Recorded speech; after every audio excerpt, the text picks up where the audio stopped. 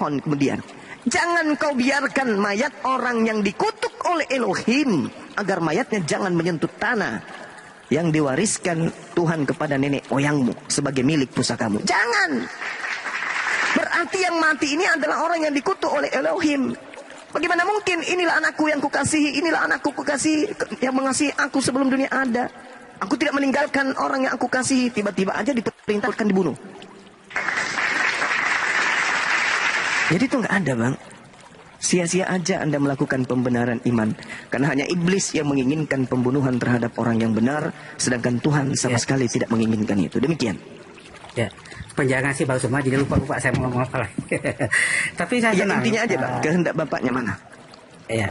Tapi saya senang banyak ayat-ayat Alkitab yang sudah dibacakan. Jadi begini, Bang, kalau Abang tidak menjelaskan kepada saya siapa yang dibuatkan di Mazmur 22:17-19 itu, berarti saya benar ya bahwa itu nubuat Yesus. Terus kalau Abang juga tidak bisa tidak menjelaskan kepada saya nama orang yang disalibkan yang kata Abang itu bukan Yesus, itu jadi siapa gitu. Nah, kalau Abang tidak menjelaskan ke saya berarti benar ya yang disalib itu adalah Yesus. Mungkin seperti itu, Bang ya. Saya tadi sudah mengatakan, saya ngikut. Kalau Anda mengatakan itu Yesus, oke. Dia yang disalib, dia yang berteriak di atas tiang salib, oke. Silakan aja. Tetapi apa kata Yesus di situ? Kalau itu Yesus, Tuhan telah mendengarkan dia. Kalau Tuhan mendengarkan Yesus, berarti Yesus diselamatkan dong. Iya kan? Terus kemudian Anda mengatakan, tadi kan saya sudah menjelaskan kepada Anda di di Mazmur 22 yang Anda bawa itu, di situ sangat jelas dikatakan bahwasanya engkau telah mendengarkan aku.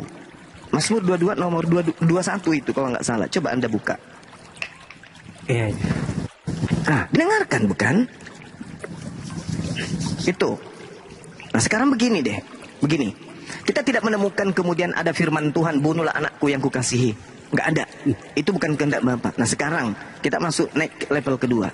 Ketika Yesus di dalam Matius 16 apa Matius 12, teman-teman? Matius 12, di situ kemudian Yesus mengatakan apa? Angkatan jahat ini minta satu tanda dan tidak akan diberikan suatu tanda apapun kepada mereka. Matius 12. Orang-orang Farisi dan ahli Taurat datang kepada Yesus. Guru, kami ingin melihat satu tanda darimu. Apa jawab Yesus? Angkatan yang jahat dan tidak setia ini menuntut satu tanda. Tetapi mereka tidak akan diberikan tanda selain tanda Yunus. Sebab seperti Yunus tinggal dalam perut ikan 3 hari 3 malam, demikian juga anak manusia akan tinggal dalam rahim bumi 3 hari 3 malam. Tanda Yunus 3 hari 3 malam itu adalah tanda untuk angkatan jahat. Nah, siapa yang mengimani tanda Yunus ini sebagai simbol agama, sebagai jalan keselamatan? Hindu, Buddha, Yahudi, Islam, atau Kristen? Anda kan yang mengimani itu? Kristen kan yang beriman kepada tanda Yunus ini? Tanda Yunus ini asal Anda tahu berdasarkan pengakuan Yesus, ini ada tanda, ini simbol untuk angkatan jahat. Angkatan jahat di dalam Matius 13 nomor 50 dilemparkan ke dalam api neraka. Tadi gugur, di sesi pertama gugur, tak ada Bapak menginginkan Yesus untuk disalibkan. Sesi kedua, naik level. Angkatan jahat mengimani tanda Yunus itu, dan itu Anda. Jadi gimana ceritanya Anda bisa selamat dari pengusiran Yesus? Yunus, mereka angkatan jahat, orang Farisi, angkatan jahat dan angkatan tidak setia. Kenapa dikatakan angkatan jahat dan tidak setia? Saya terangkan kepada saudara. Hukum-hukum Tuhan Elohim yang datang kepada Nabi Musa itu adalah hukum kekal. Contoh, sunat.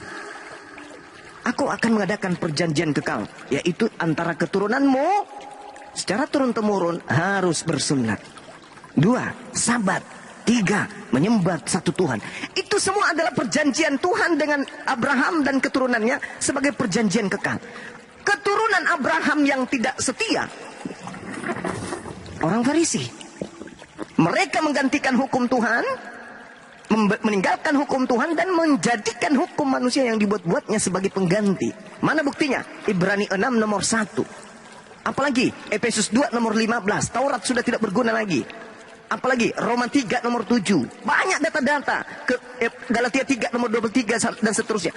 Banyak data-data yang hukum Tuhan itu dibatalkan oleh angkatan tidak setia. Apa kemudian yang mereka jajakan angkatan tidak setia ini? Menuhankan menuhankan manusia karena katanya sakti bangkit pada hari ketiga. Padahal bangkit di hari ketiga itu adalah tanda untuk angkatan jahat. Jadi penyaliban itu memang untuk mereka yang jahat. Sehingga yang disalib bukan orang benar. Yang disalib ini adalah orang jahat juga. Dan kalaupun dia bangkit keluar dari koa pada hari ketiga, itu semata-mata bukan untuk membuktikan dia Tuhan, tapi untuk membuktikan oleh hadiah dari Tuhan kepada angkatan jahat adalah beriman kepada penyaliban sebagai dasar keselamatan untuk mereka. Kalaupun yang disalib itu betul adalah Yesus bangkit pada hari ketiga, tapi apa intinya, apa tujuannya? Oleh hadiah, stempel di jidat untuk angkatan jahat, untuk orang yang tidak setia. Jadi beriman kepada penyaliban tak ada unsur yang bisa menyelamatkan. Itu adalah tanda untuk angkatan yang tidak setia dan angkatan jahat.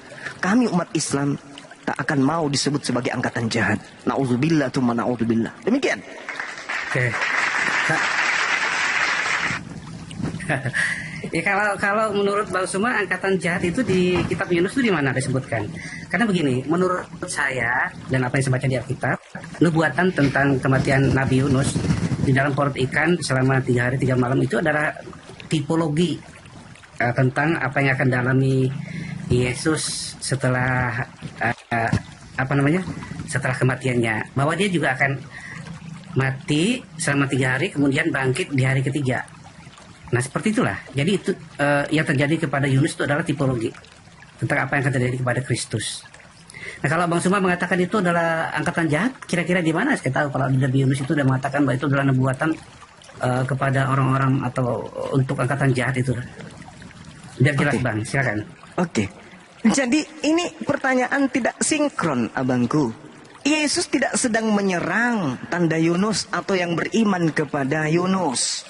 Dia tidak sedang menyerang itu. Yang Yesus serang ini adalah adanya konsep anak manusia tinggal di dalam rahim bumi 3 hari 3 malam. Itu tanda untuk angkatan jahat. Bukan Yunusnya. Di situ dikatakan kata sebab seperti. Jadi cuman seperti Yunus 3 hari 3 malam dalam perut ikan. Demikian juga anak manusia 3 hari 3 malam dalam perut bumi. Angkatan jahatnya beriman kepada kebangkitan pada hari ketiga. Tak ada hubungannya dengan apa yang terjadi di Yunus. Itu hanya simbol bahwa tanda yang diberi hanya tanda Yunus. 3 hari 3 malam di perut ikan, di perut bumi. Sekarang bukan itu permasalahannya. Yang menjadi permasalahan adalah siapa yang beriman kepada bangkit pada hari ketiga itu. Tidak ada diberi tanda kepada angkatan jahat dan angkatan tidak setia ini. Selain anak manusia berada di perut bumi 3 hari 3 malam. Nah sekarang siapa yang beriman kepada angkatan jahat itu? Anda kan? Wajarlah di dalam Matius 17, Matius 7 nomor 15, nomor 23 sampai 23 satu perikop. Anda diusir. Karena Anda ternyata komplotan angkatan jahat. Saya mau dipersalahkan di mana? Loh Yesus itu mengatakan di dalam kitab Anda lagi. Bukan saya ngarang. Kan begitu. Jadi kalau Anda tidak paham, saya rasa Anda mungkin. Anda hanya berpura-pura saja untuk tidak paham. Silakan. Izin aku menjelaskan sebentar sebelum dilanjutkan sama Salomo Bang Juma. Iya, silakan. Pertama ya, aku ucapkan terima kasih buat host Wan Abi dan juga Bang Juma buat pertemuan kita hari ini ya.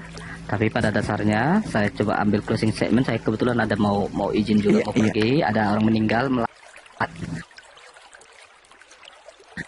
Saya tetap mengimani apa yang tertulis dalam kitab suci yang dibuatkan oleh Yesus, bahwasanya memang Yesus itu dihukum mati, diserahkan kepada bangsa-bangsa yang tidak mengenal Allah, ia diolok-olok, diludahi, disesat dan dibunuh, dan dia disalibkan bangkit pada hari yang ketiga.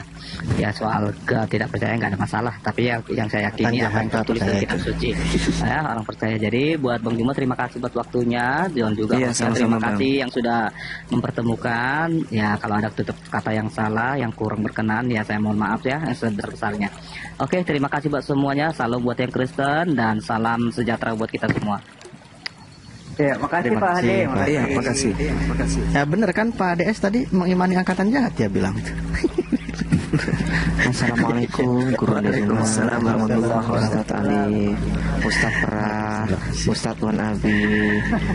Assalamualaikum ya ahlan nar salumu. Lanjut Ustadz Guru dah. Iya, salat dulu ya. Salam. Jadi Bang Suma, yang aku belum paham itu ketika Abang mengatakan bahwa nubuatan Nabi Yunus itu disebutkan sebagai kepada angkatan yang jahat, itu loh, dikaitkan ke ayat Alkitab yang mana itu Bang, aku belum jelas. Jujur aku nggak ngerti kenapa bisa dikaitkan ke situ.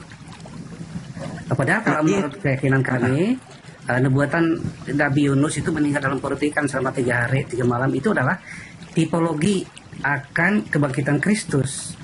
Karena bagaimana Yunus mati dalam perutikan selama 3 hari 3 malam, kemudian hidup kembali, maka Yesus Kristus juga akan seperti itu.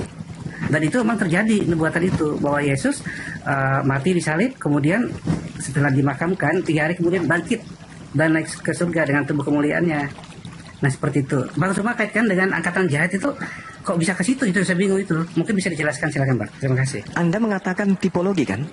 Itu sudah terjawab itu. Itu sudah terjawab. Berarti tipologi ini nanti akan digenapi dengan konsep 3 hari 3 malam dalam perut bumi. Dan ternyata itu adalah hadiah simbol untuk angkatan jahat. Kalau Anda bertanya, loh apa hubungannya? Buktinya ada sekelompok manusia yang beriman kepada 3 hari 3 malam itu. Itu adalah simbol kata Anda. Dan itu adalah lambang, itu adalah tanda untuk angkatan jahat. Maksudnya apa?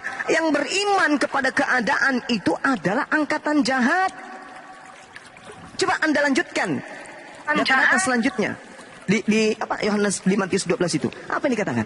Apabila roh jahat keluar dari manusia, ia pun mengembara ke tempat-tempat yang tandus mencari pemberhentian, tetapi ia tidak mendapatkannya. Siapa yang menuju ke Damsyik? Siapa yang menjelajahi daratan? Lalu ia berkata, aku akan kembali ke rumah yang telah kutinggalkan itu. Maka pergilah ia dan mendapati rumah itu kosong, bersih, tersapu, rapi, teratur.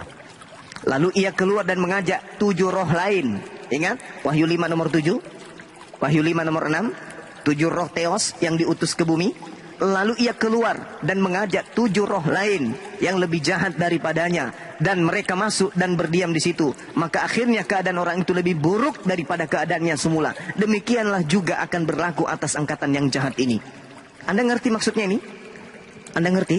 Orang yang tadinya menganiaya murid Yesus, lalu mengaku bertaubat, lalu pergi ke dia ke seluruh bumi, mengelilingi ajarannya, kemudian menjelajahi daratan, menyeberangi lautan, malah akan lebih jahat daripada apa yang Yesus perkirakan. Dan kata Yesus, demikianlah juga akan berlaku atas angkatan jahat ini. Artinya angkatan jahat ini jauh lebih jahat daripada yang diperkirakan. Jadi angkatan jahat itu tidak berhenti. Angkatan jahat itu memiliki misi, keluar mengajak 7 roh lain yang lebih jahat daripadanya, dan mereka masuk dalam dan berdiam di situ. Maka akhirnya keadaan orang itu lebih buruk daripada keadaan semula. Demikianlah juga akan berlaku atas angkatan jahat. Akan berlaku Bang. Akan berlaku. Ada sekelompok manusia yang beriman terhadap angkatan jahat ini. Itu siapa? Islamkah yang beriman bahwa Yesus bangkit pada hari ketiga, atau Kristen? Kalau Kristen, lalu yang diusir di Matius 7 nomor 15-23 itu Islam. Lenyahlah daripadaku, aku tidak mengenal engkau, kalian semua adalah pembuat kejahatan. Itu siapa? Yang diusir ini siapa? Angkatan jahat. Ayo lembutkan hati abang untuk menerima apa yang saya sampaikan. Bantah saya jika Anda punya kekuatan data dan dalih yang mungkin bisa